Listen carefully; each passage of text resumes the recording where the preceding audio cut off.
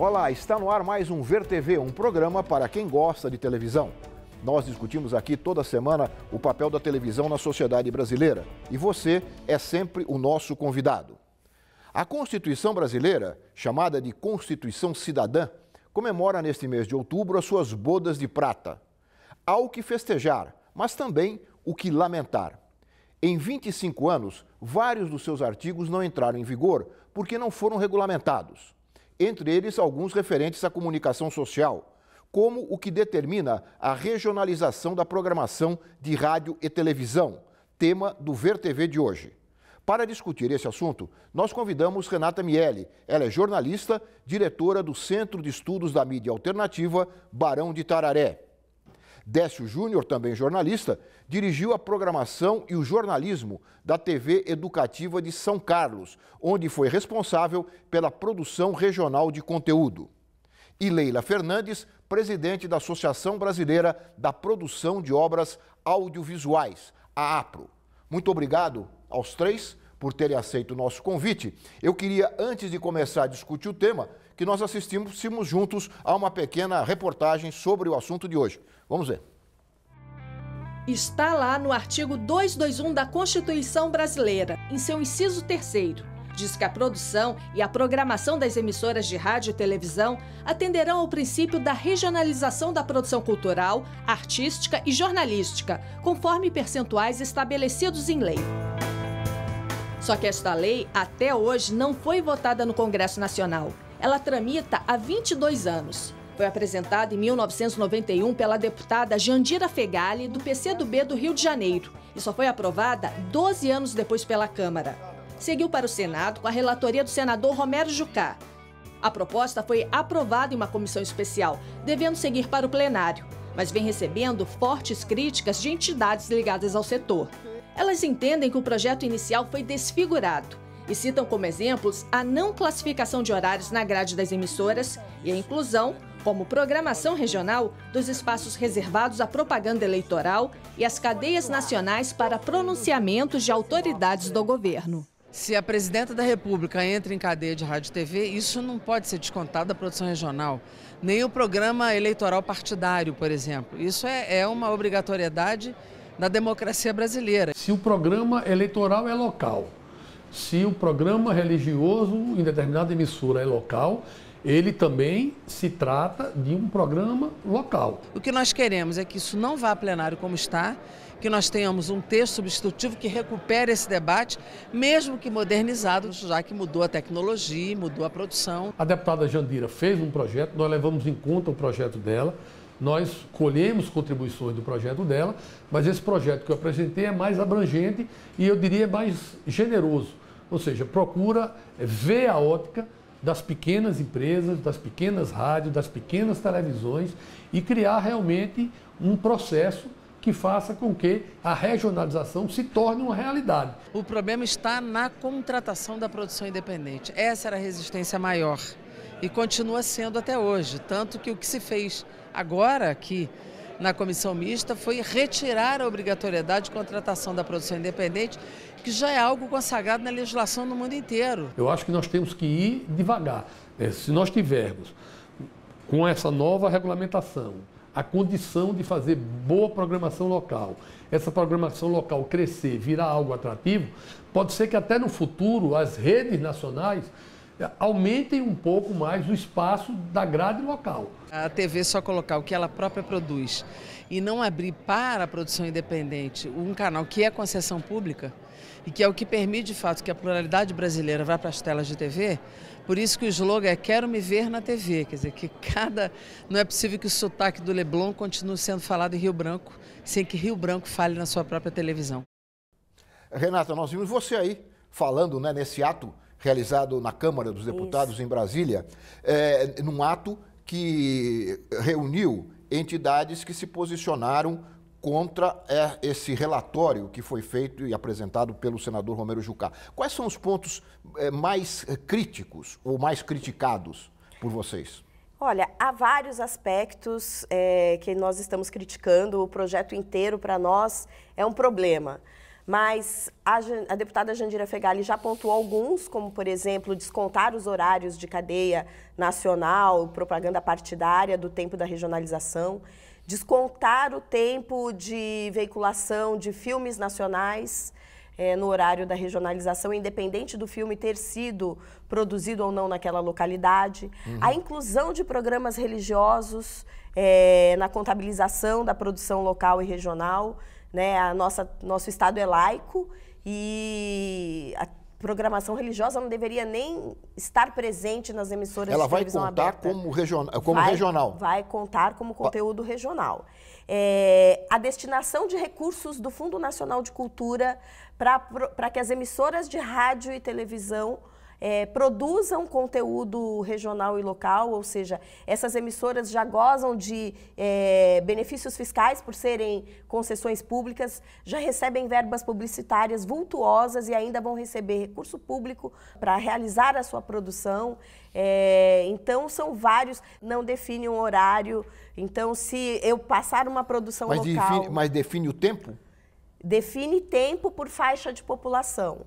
Então, eles escalonam começando com cidades até 500 mil habitantes, devem veicular até 5,2 horas semanais de produção regional, né, sendo metade de produção local, e cidades com populações com mais de 5 milhões de habitantes, 14 horas, sendo que 7 de produção local.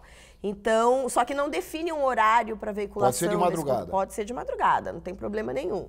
Então, são vários aspectos desse projeto que, na prática, não regionaliza a programação, apenas cristaliza o que nós já temos hoje e é um empecilho para a promoção da diversidade, da pluralidade e da ampliação da liberdade de expressão no nosso país. Leila, foram feitos vários...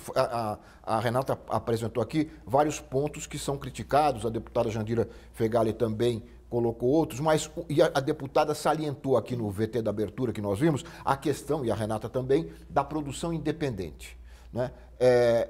A recente lei de cotas parece que deu um fôlego forte, né, para o mercado de produção independente. Este agora, da regionalização, não seria também uma nova oportunidade para ampliar esse mercado?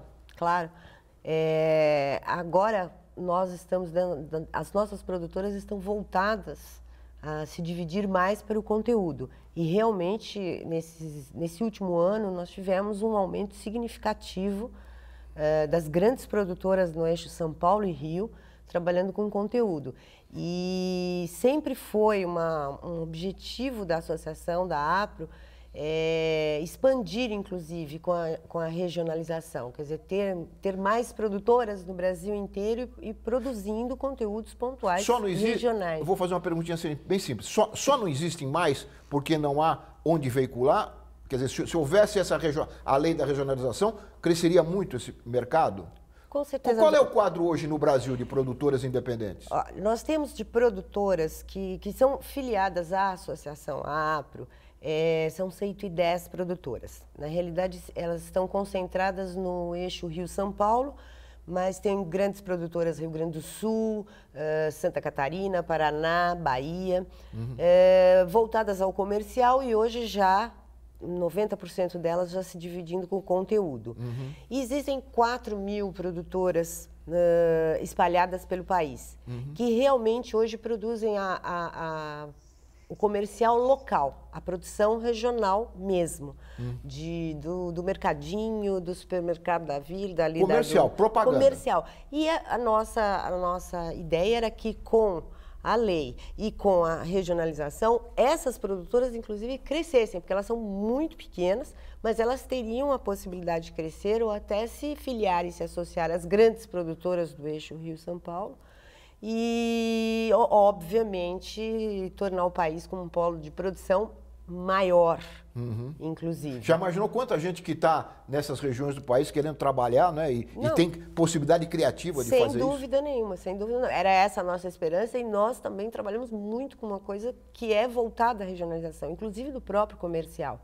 Nós temos ainda hoje um comercial, que é como a deputada falou, com o sotaque do Leblon ou de São Paulo. Indo para o Brasil todo. Indo para o Brasil todo. Mas nós temos as produtoras regionais, então seria muito importante que realmente não tivesse se desfigurado, porque eu chamaria que foi meio desfigurado o nosso projeto aí de lei, uma coisa que estávamos trabalhando todos aí há 20 anos, né? Ele foi meio descaracterizado, então isso deixou um pouco assustado, inclusive, pelo que a gente estava comentando. Décio, vamos entrar na conversa sobre... Você trabalhou na TV, numa TV educativa, né? Como é que você vê esse trabalho? Aí pelo viés da TV pública, ou das TVs educativas, essa troca de conteúdos para o Brasil conhecer o próprio Brasil. E a gente tinha essa preocupação, Lalo, em São Carlos, que era justamente de você tentar mostrar o que tinha em São Carlos para São Carlos. Começa um primeiro passo.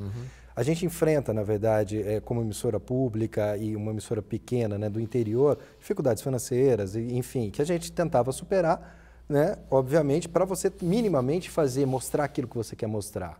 Né? Essas dificuldades financeiras, às vezes, esbarram até numa possibilidade de você contratar uma produtora regional, local, para que você pudesse fazer e produzir.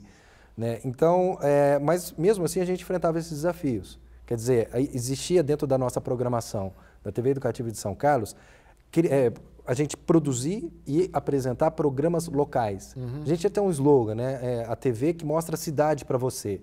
Quer dizer, vamos adotar essa filosofia. Isso tem audiência, né? Isso tem audiência, porque a pessoa se vê. Né? O slogan da campanha agora, Quero Me Ver na TV, é uma coisa que há 4 anos atrás, em São Carlos, a gente já tinha adotado. Né? A TV Educativa de São Carlos, a TV que mostra a cidade para você, as pessoas se viam. Né? De alguma forma, elas se identificavam com aquele artista, com uma entrevista, enfim, com conteúdo jornalístico. Né? Então, você percebia isso. A gente não tinha, na época, mensurado nenhum tipo de audiência por meio de pesquisa, mas você tinha esse retorno. Né? Agora, quando você vive uma realidade como essa e você vê que pequenos avanços são conseguidos com grandes esforços, aí você tem talvez seja pesado, mas um golpe, né, como esse que está acontecendo, você fica, peraí, até onde eu estou indo? Né? Com que resistência eu vou superar o que a comissão mista está me impondo? Né? Eu como TV pública, né, como uma TV lá do interior, estou falando de São Carlos, a 250 quilômetros de São Paulo, mas e se eu tenho uma produtora ou minimamente quero montar uma TV lá em Araputanga, no Mato Grosso? Ou em Brasília, ou no Rio Grande do Sul? Enfim, como é que eu vou superar essas barreiras que a gente começou com muito esforço em São Carlos, com projetos que nos põem no colo dessa maneira? Renata, ele falou da comissão mista. Eu queria deixar claro para o telespectador, você que vem acompanhando esse processo, em que pé está. Quer dizer, só para deixar claro para o telespectador, a deputada Jandira Fegali apresentou um projeto de regulamentação da Constituição, né, para uma lei para regulamentar aquele artigo que nós mostramos logo no início, em 1991. 12 anos depois, ele foi aprovado na Câmara dos Deputados, depois de muito acordo. Agora, e foi para o Senado. E agora surgiu esta decisão de uma comissão mista. Você dá para entender o que aconteceu e o que vai acontecer daqui para frente, Renata? Então, acho que a palavra que ele usou, golpe, não é forte. Porque o que acontece, em maio, início de maio, se constituiu no Congresso Nacional uma comissão mista composta por 6 deputados federais e 6 senadores, com o propósito de analisar todas as matérias que tratam da regulamentação da Constituição Federal. Ela é uma comissão mista que tem caráter terminativo. Então, eles analisam os projetos, no caso, eles analisaram o projeto da Jandira, mais um outro projeto, os outros 2 que estavam em tramitação, e apresentaram um outro relatório, que na prática é um outro projeto, vai para o plenário da Câmara e vota-se no plenário da Câmara. Se a Câmara aprovar, vai direto para a sanção presidencial.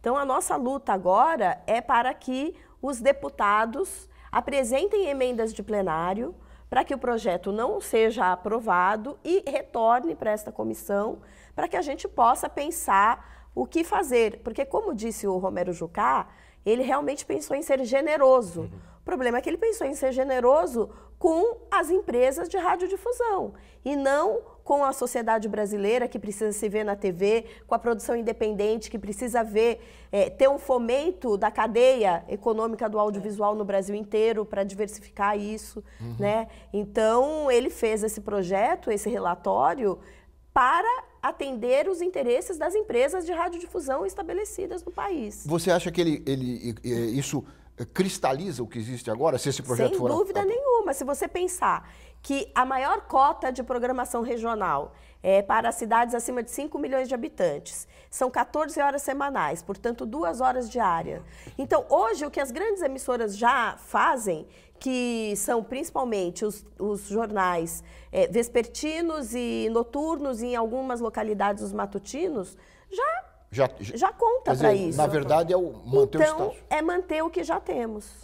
Diga dessa. E aí, Lalo, dentro disso que a Renata está colocando, eu acho que assim, a gente tem, quando a gente fala de regionalização, né, eu dei o exemplo lá de Araputanga ou lá do Rio Grande do Sul, enfim, mas você tem regionalização, por exemplo, nesses centros, né, aqui em São Paulo a gente tem, você, por exemplo, pode pegar produções, por exemplo, de jovens, por exemplo, da Vila Albertina, que eu já assisti, tive a oportunidade de participar em 2006, 15 jovens fizeram uma produção independente, obviamente financiada por uma outra instituição, uma ONG do Rio de Janeiro, que é o Observatório de Favelas, mas eles criaram 2 curtas, eles foram atrás do produtor, eles foram atrás do roteirista, chamaram o Di Moretti para oferecer oficina para eles foram atrás de tudo.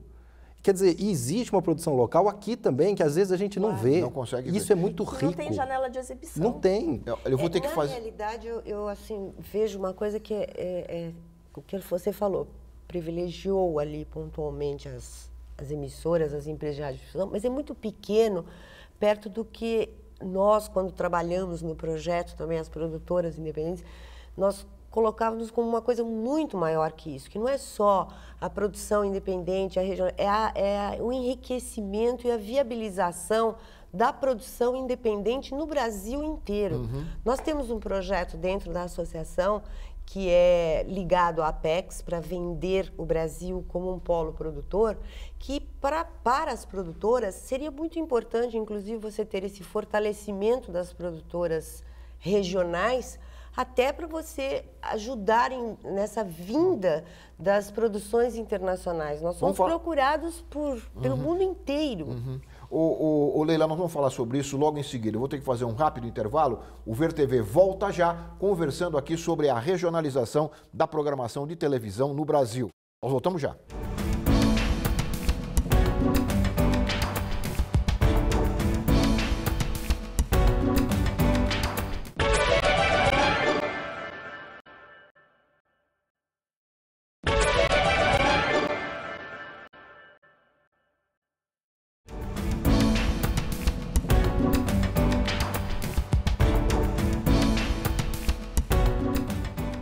Nós estamos de volta com o Ver TV, que conversa hoje com os nossos convidados sobre a regionalização da programação de rádio e televisão no Brasil. O Observatório do Direito à Comunicação realizou em 2009 um levantamento em 11 capitais brasileiras, uma amostra com 58 emissoras, incluindo públicas e comerciais. Esse estudo mostrou que a produção local ocupava, em média, cerca de 11% da programação da TV aberta. É um índice bastante inferior ao percentual de 30% previsto pela versão inicial do projeto de lei da deputada Jandira Fegali, ao qual nós nos referimos aqui no primeiro bloco do programa. Nós vamos agora ouvir o jornalista Jonas Valente, do Intervozes, que coordenou esse levantamento, essa pesquisa. Vamos ouvir o Jonas. O estudo constatou que pouco mais de 10% dos programas que estavam na grade eram produzidos localmente. Entre as redes nacionais, a Rede Globo foi a que teve o menor índice de produção local, porque a participação das afiliadas é muito amarrada. Você tem um telejornal de manhã, um telejornal na hora do almoço, um telejornal à noite e um ou outro programa Globo Comunidade no domingo de manhã.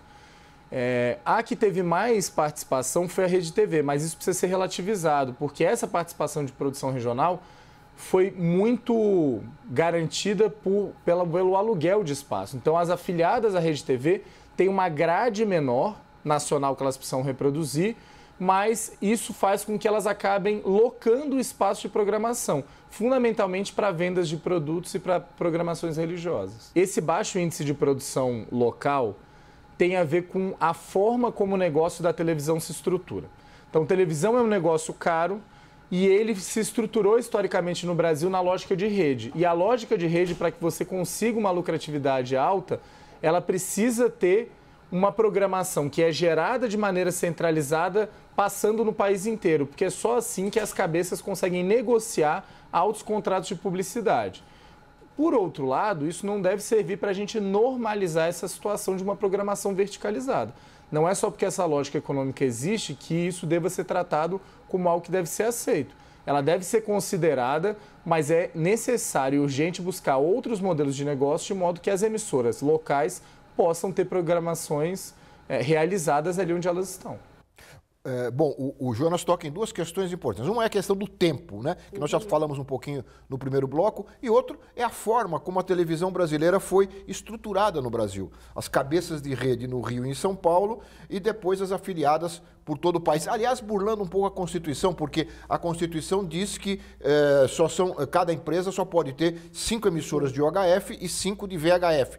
Quer dizer, para burlar isso, as cabeças de rede têm as 5 realmente, ou as 10, e depois todas as afiliadas que reproduzem a programação no Brasil todo. Você, Renata, também fez um levantamento sobre essa questão de tempo.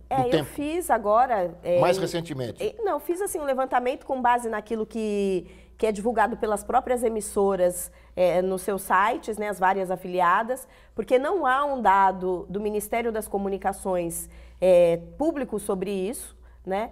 E eu cheguei a um número muito próximo do que o Jonas chegou, que é algo em torno de 10%, ou seja, 90% da grade das emissoras é de conteúdo nacional, né? Uhum. E isso é grave, porque o projeto prevê regionalização e tal, mas, por exemplo, há emissoras de outorga local. Essas emissoras que são de outorga local, elas deveriam ter a cota ao inverso. Nós lançamos, né, estamos participando de uma campanha para coletar assinaturas por um projeto de lei de iniciativa popular que regulamenta os artigos da Constituição que tratam da comunicação e temos alguns artigos que tratam sobre regionalização.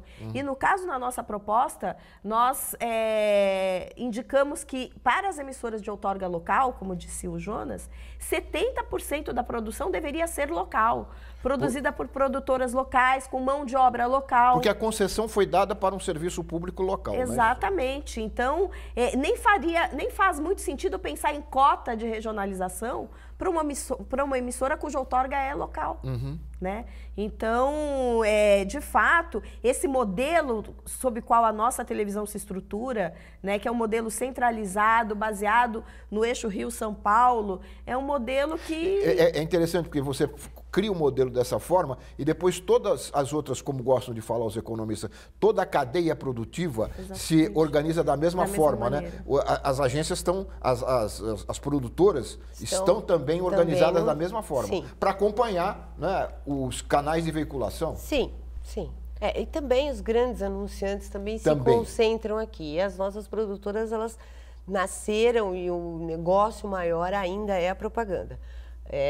Mas o maior número está em eixo Rio-São Paulo, mas a ideia de todos, inclusive nós temos produtores que começaram a abrir produtoras fora, filiais fora, inclusive, para poder sair fora desse eixo Rio-São Paulo, até na produção de comercial.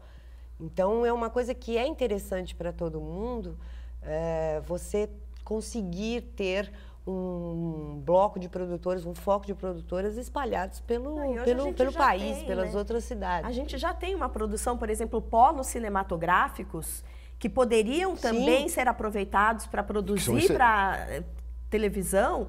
Nós temos em Pernambuco grande produção, nós temos no sul do país. Então, quer dizer, existe uma produção, como o Décio tinha falado, que é independente, que é local, que é regional. Então, essa lei, além de... Existe uma procura de inclusive, aquilo que eu estava falando do pessoal que vem de fora, que vem com uma procura regional.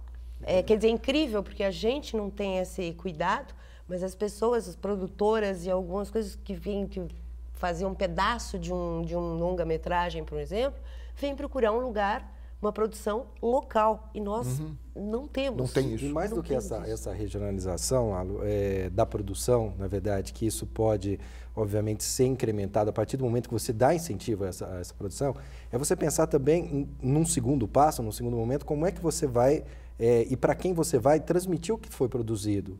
Né? Então, eu faço uma produção numa certa região, vou citar de novo o interior do Mato Grosso, e eu vou transmitir isso ali, naquela cadeia, ou eu vou transmitir isso numa região maior, no estado, numa cadeia nacional. Por que eu, como coordenador, por exemplo, de programação de uma TV educativa do interior de São Paulo, não posso receber, de repente, uma programação? Opa, o seu programa aí no Mato Grosso, ele é bem interessante. Mostra uma cultura diferente, mas uma cultura que, de repente, venha despertar interesse do meu telespectador. É o Brasil conhecendo o Brasil. Exatamente. A gente chegou até a fazer algumas produções, mas aí de forma jornalística, com a TV Educativa do Paraná, com a Rede Minas, né? Mas são coisas pontuais.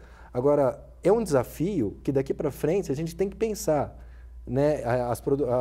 Isso ajuda as produtoras, obviamente as produtoras vão querer produzir e podem, de repente, se beneficiar comercialmente com isso, e também as emissoras públicas, né?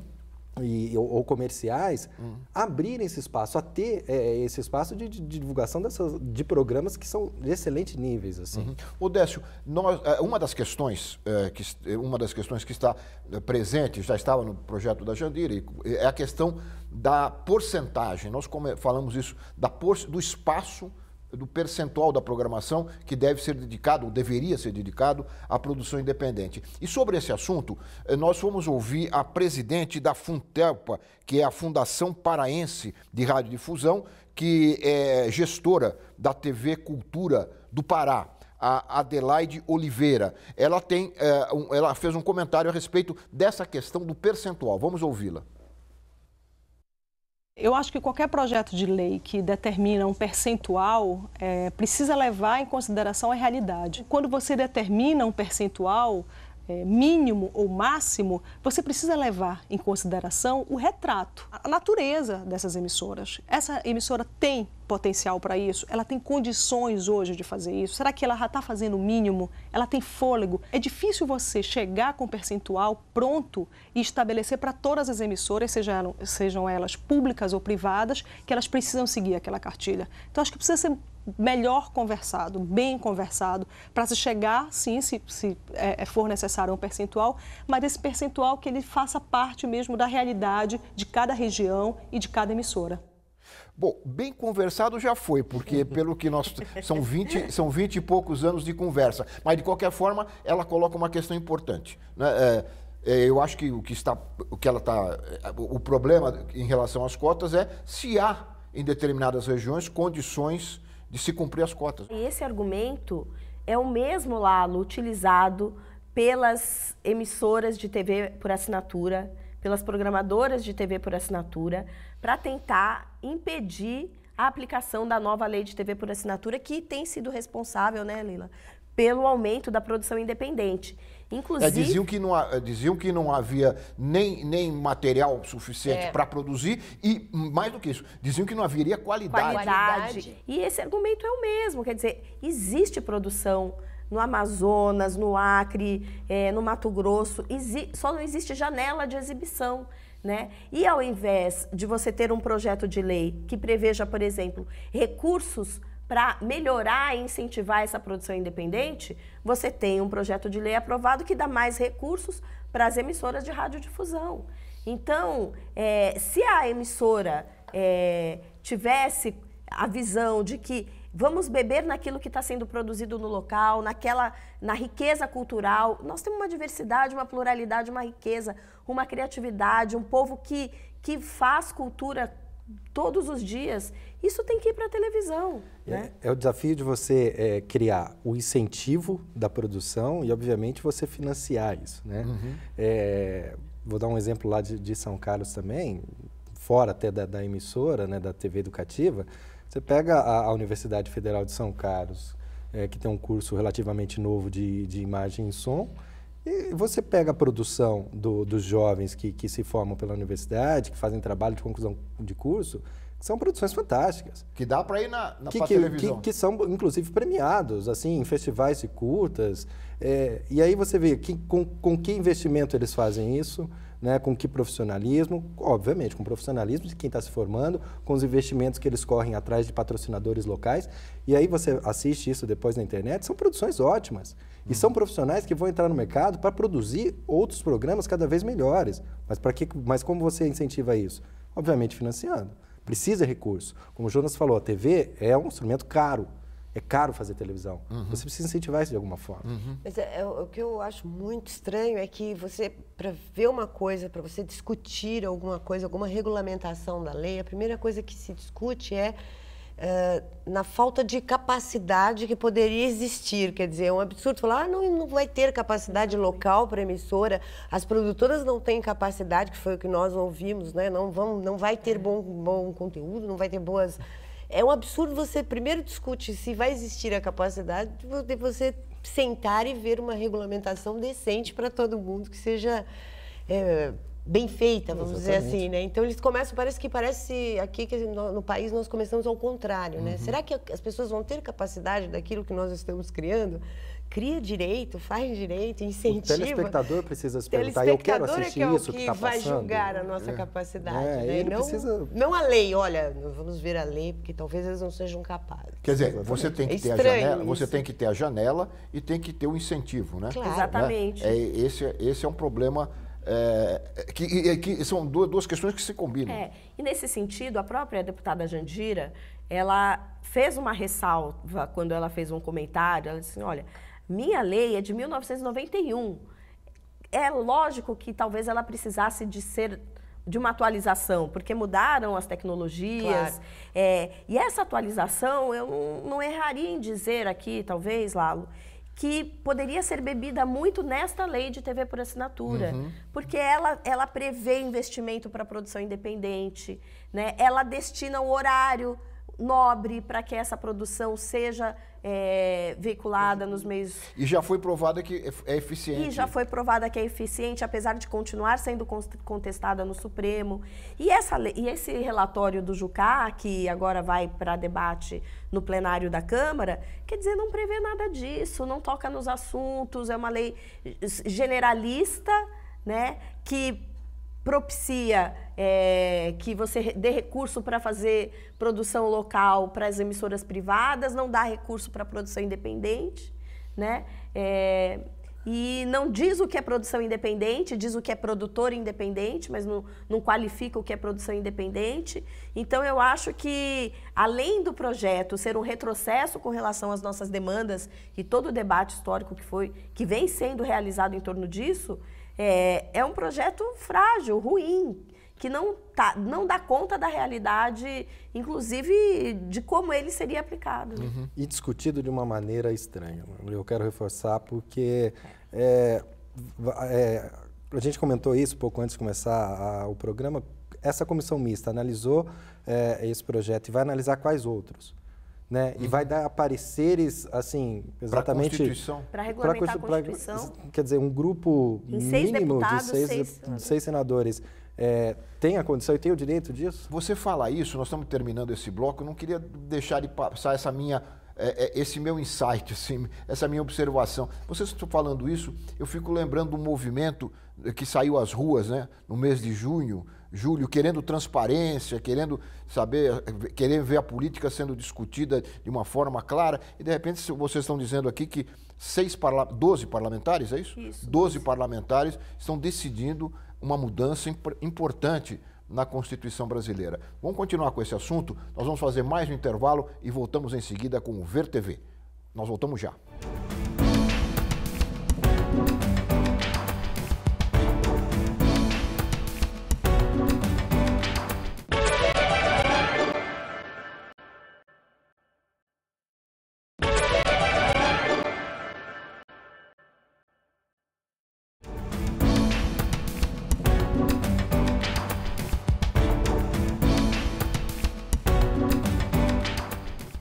Nós estamos de volta com o Ver TV, que hoje conversa aqui com os nossos convidados sobre a regionalização da programação de rádio e TV no Brasil. Com apoio da TV da Universidade Federal de Santa Catarina, da TVE de Tocantins, da TV Brasil do Maranhão e da TV Universidade do Mato Grosso, o Ver TV foi a várias cidades do país ouvir algumas pessoas sobre o espaço que a TV brasileira reserva para esses programas. O Décio lembrou bem no bloco anterior, né? Nós precisamos saber se as pessoas estão contentes com o que vem e o que elas querem ver nas suas cidades. Vamos ver o que elas querem ver. Os canais de televisão estão nas mãos de pessoas físicas, de grupos, e esses grupos não têm interesse em produzir o regional. No caso do Maranhão, nosso estado, tem o Bumba Meu Boi, tem a dança do Cacuriá, produtos simbólicos que podem ser exportados e tem condição também de competir ou de estar equiparado com os outros itens que sempre são colocados do Sul e Sudeste. Acho que tem um longo processo ainda que deve ser feito de regionalização, né, dessas emissoras para garantir até a identificação desses públicos, dos seus locais de origem. Geralmente eu assisto os canais aí, sempre tem transmissão local, né, sobre esporte, sobre jornalismo do nosso estado. A TV hoje é um negócio, a TV é um produto. Para você ter acesso às maiorias, à população, esse produto tem que ser bom. Então, qual é a forma de tornar esse produto bom? É você podendo vislumbrar a cultura local, a produção cultural local, regionalismo, esporte. Agora, obrigação não, né? Chega de ditadura. Olha, eu creio que há um predomínio do eixo Rio-São Paulo sobre a mídia, que a gente assiste aqui em Florianópolis, enfim, né? Mas temos alguns programas locais que também dão boas informações a respeito da nossa cultura, enfim, de todo o trabalho. Mato Grosso é um estado muito rico com a cultura, suas tradições, sua culinária, as nossas danças de que tem em Vila Bela Santíssima Trindade, na minha cidade, que é Poconé, nós temos a cavalhada, que é uma cultura tradicional, temos também a dança dos mascarados. Acho que está faltando um pouquinho assim de intercâmbio. Infelizmente, hoje nós temos muito segmento enlatado, né? São seriados, muitos deles dos Estados Unidos, e realmente o regionalismo ele peca. Nós não temos segmentos, apenas alguns, são poucos, né, programas locais, da grade local, que abrange o regionalismo. Parece que respondeu a você, né, Décio? Respondeu? Exatamente, eu acho que as pessoas querem isso. Né? E a partir do momento que o telespectador ele sai daquele conhecimento que a ele é imposto, ele vai ter interesse em conhecer. Se ele, de repente, vai conhecer o Bumba Meu Boi, quando ele voltar para Santa Catarina, por exemplo, e ele assistir uma reportagem sobre o Bumba Meu Boi que ele viu de perto, ele vai ter mais interesse. Agora, se ele não tem condição de sair e ir lá conhecer, como é que ele vai ficar sabendo? Porque leu, porque viu na internet, porque aprendeu na escola? Não, essa cultura precisa chegar. Né? A pessoa vai ter o direito de escolher, não quero ver sobre isso, quero ver outra coisa, mas isso precisa ser colocado, abrir esse leque, né, para as pessoas poderem escolher. E principalmente na teledramaturgia. Por que precisa ser nacional os seriados e as novelas das emissoras cabeça de rede? Porque ao invés de passar no Acre, sei lá, um seriado produzido no eixo Rio-São Paulo, não se produz um seriado sobre a realidade das famílias de lá. A gente assiste o comportamento da família classe média do Rio de Janeiro, do Leblon, como diz a Jandira, em todo o Brasil. Só que o Brasil é mais diverso do que isso, e a cultura e o comportamento e como vive uma família ribeirinha não é a mesma. Então, essa teledramaturgia também, isso precisa estar contemplado na regionalização. O projeto original da Jandira previa isso. Uma cota para a teledramaturgia, né? Mas que é cara, né? Que precisa de dinheiro. Que é cara, mas aí precisa ter investimento público, né? Incentivo público. Já existem linhas de incentivo, a Ancine tem várias linhas, né, de incentivo, inclusive voltadas especificamente no caso da TV por assinatura. Por que não ter uma linha para a produção de conteúdos regionais que incentivasse essa produção local? Então, a diversidade do povo brasileiro, essa pluralidade, ela tem que se refletir não só no jornalismo ou no esporte, que também é descontado dessa lei. Então, o Bavi, lá na Bahia, desconta da regionalização. Quer dizer, coloca Bahia e Vitória... Que produção se tem em torno disso? Já cumpriu a cota. Exatamente. Ou um Cruzeiro e Atlético. E buscar, Lalo, de repente, não só o financiamento público, né? Você pode buscar financiamento privado. Você acha que, por exemplo, você está em Ilhéus e, de repente, você vai produzir um documentário sobre as vassouras no cacau, o que isso prejudica? De repente, há um empresariado interessado em financiar. E que não tem recursos para veicular o anúncio na rede nacional, que exatamente, é muito mais caro. Né? Mas aquela produção vai servir até de conhecimento para o produtor de cacau que tá começando, que está recomeçando naquela região, o que quer entender um pouco das dificuldades que ele tem que enfrentar. Estou dando um exemplo ali de... que no início tudo parece até mais caro, mais difícil, você precisa do incentivo, por isso que existe o incentivo. Mas eu acredito que vários lugares se tornarão polos de indústria mesmo. Até o anunciante, que é o que você falou, se desloca para aquela região, vai fazer um anúncio pontual, não o anunciante regional, o anunciante nacional, que vai falar com aquele programa, com aquele público local. E se for bom, vai virar indústria, vai dar dinheiro, não pode ficar também com essa coisa, mas não vai dar dinheiro. Essa é uma outra questão interessante, eu queria te ouvir, Leila. O fato de você ter um certo mercado publicitário, né, que tem recursos para bancar um anúncio numa TV local, mas não tem recursos para colocar na rede nacional. A regionalização também não abriria espaço maior para isso? Claro, inclusive do grande anunciante, que também iria se tornar com uma comunicação de propaganda também mais regional. Porque se você começa a desenvolver, a aflorar essa cultura regional, esses programas pontuais, o anunciante talvez tenha que fazer, talvez não, com certeza terá que fazer ações pontuais para Norte, Nordeste, para o Sul. Então, e o pequeno anunciante também vai se privilegiar com isso. Quer dizer, então, é uma coisa que, como indústria, ela é muito positiva. É uma loucura ficar... E sobre o jornalismo, eu queria uma palavrinha também de vocês. Eu me lembrei de uma cena que eu vi saindo de um hotel em Belém do Pará, no final da tarde, e a televisão mostrava um congestionamento monstro na marginal do Tietê, aqui em São Paulo. Eu fiquei a me perguntar, até perguntei para o moço lá da portaria, o que isso tinha a ver com a vida dele, né? O que significa para ele? O que isso significa para a vida dele? Porque tem programas jornalísticos que não são exatamente os jornais, né?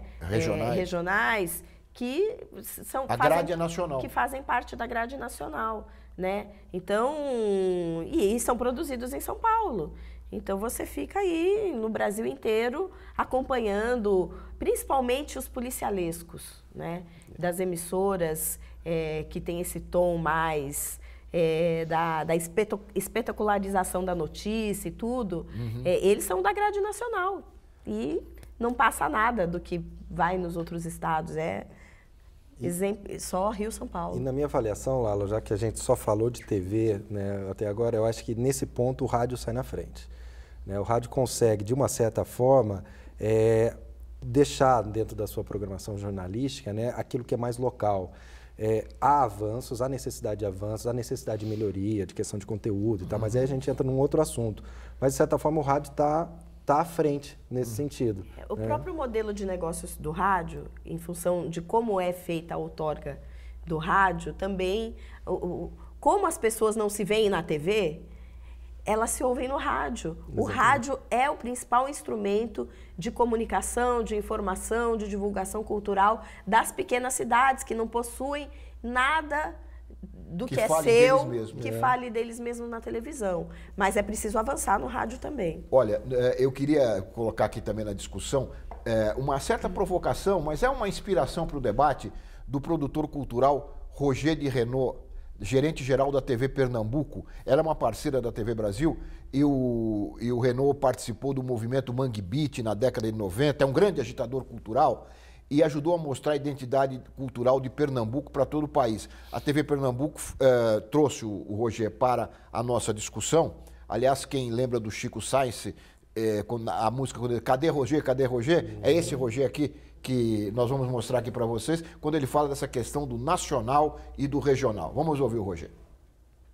Infelizmente, a diferença entre um programa regional e um programa local e um programa nacional é o status.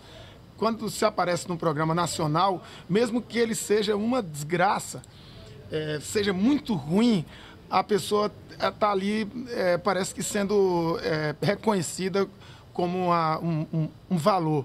E no programa local, o programa local diminui. A pessoa, mas é um programa local.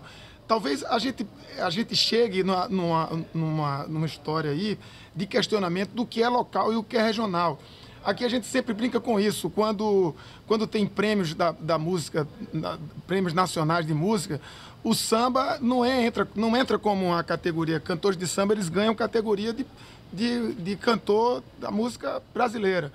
E os cantores que cantam forró, mesmo que cantem outras coisas, mas se ele cantar 2 músicas de forró no seu repertório, ele entra como cantor regional.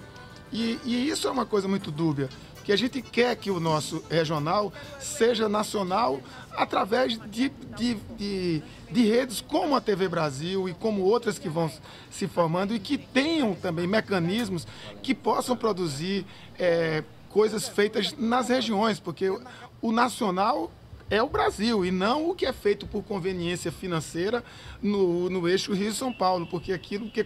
Aí a gente tem que esperar chegar no Rio-São Paulo, tem que deixar a sua cidade para ir para lá e dizer, oba, os caras estão aqui, não precisa a gente pagar passagem para ir lá ver eles. Aí eles viram nacional, quando a gente é muito mais nacional e muito mais universal, quando a gente continua dentro do nosso quintal.